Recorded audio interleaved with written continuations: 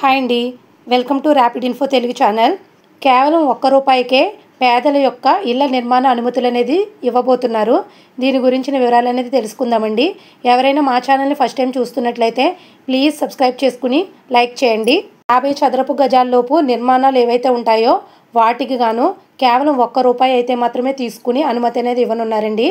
నగర పాలక సంస్థలు, నగర పంచాయతీల్లోని పేద మధ్య తరగతి కుటుంబాలకు ఇళ్ల నిర్మాణ అనుమతుల ఫీజుల భారం కాకుండా కూటమి ప్రభుత్వం అయితే కీలక నిర్ణయం తీసుకుందండి. 50 చదరపు గజాల్లోపు విస్తీర్ణంలో చేపట్టే G+1 ఆ లోపు భవన నిర్మాణానికి ఫీజు ₹1 అయితే నిర్ణయించడం జరిగింది. దరఖాస్తుతో పాటు ఇంటి నిర్మాణానికి సంబంధించి అదేవిధంగా డ్రాయింగ్ను ఆన్లైన్ పోర్టల్లో అప్లోడ్ చేసి ఫీజు చెల్లిస్తే అనుమతులు ఇచ్చేలా అయితే ఏర్పాట్లు చేసింది. ఈ నిర్ణయంతో ప్రజలు ఏటా 6 కోట్ల ఫీజుల భారం తప్పనుందండి. ఈ మేరకు పురపాలక శాఖ ఉత్తర్వులు జారీ చేయడం జరిగింది. రాష్ట్రంలో 123 పట్టణ స్థానిక సంస్థల్లో ఏటా 35,000కు పైగా ఇళ్ళు, అపార్ట్మెంట్లు, ఇతర నిర్మాణాలను అనుమతులిస్తున్నారు.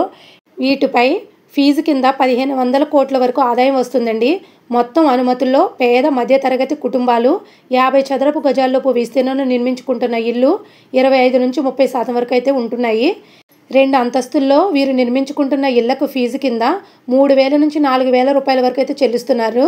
ప్రభుత్వం తీసుకున్న తాజా నిర్ణయంతో పేదలకు ఈ భారం అయితే తగ్గనుందండి. అదేవిధంగా 50 చదరపు గజాల్లోపు ఇళ్ల నిర్మాణాలకు మిగతా నిర్మాణాల పనులు పూర్తయినట్లుగా ధృవీకరణ అవసరం లేదు.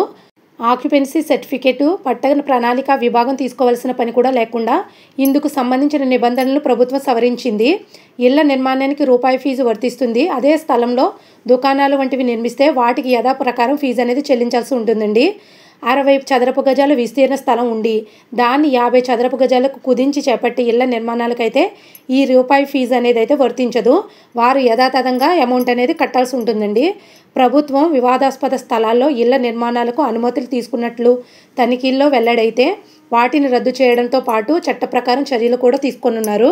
ప్రభుత్వం తీసుకున్న ఈ నిర్ణయం వల్ల 50 చదరపు గజాల్లో ఇల్లు నిర్మించుకునే పేదవారు ఎవరైతే ఉంటారో వారందరికీ కూడా ఖర్చు భారం అనేది తగ్గనుందండి. వారికి ఒక మంచి ఊరటగా కూడా ఉండబోతుంది. మరిన్ని లేటెస్ట్ అప్డేట్స్ ఎప్పటికప్పుడు తెలుసుకోవడానికి మన ర్యాపిడ్ ఇన్ఫో తెలుగు ఛానల్ని అయితే సబ్స్క్రైబ్ చేసుకోండి. Please like, share and comment చేయండి. Thanks for watching.